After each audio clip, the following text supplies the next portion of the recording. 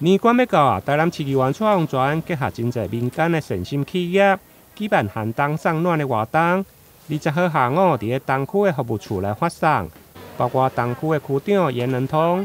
议员陈怡丁，甲侪位的里长嘛拢到场相听。我们呢，连续已经是第17年的寒冬送暖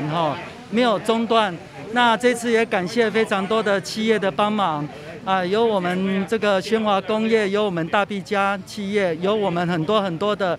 长期来共同支持的一个企业人士。那然后呢，我们今年特别的是寒冬送暖我们又结合了清风书道学会能够这个带领的我们10多位的书法家现场即席的挥毫，接受民众的客制化，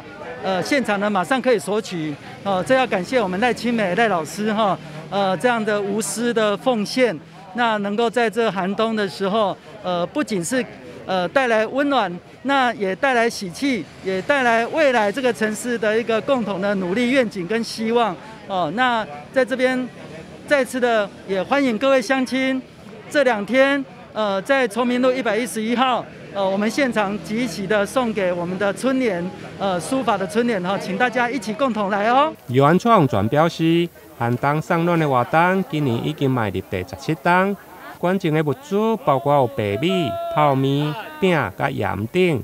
今年更加融入艺术的气息，现场邀请清风书道学会10几位书法家现场来挥毫，为民众提供客制化的春联，为整个活动增添过年的气氛。台南新闻林根采访报道。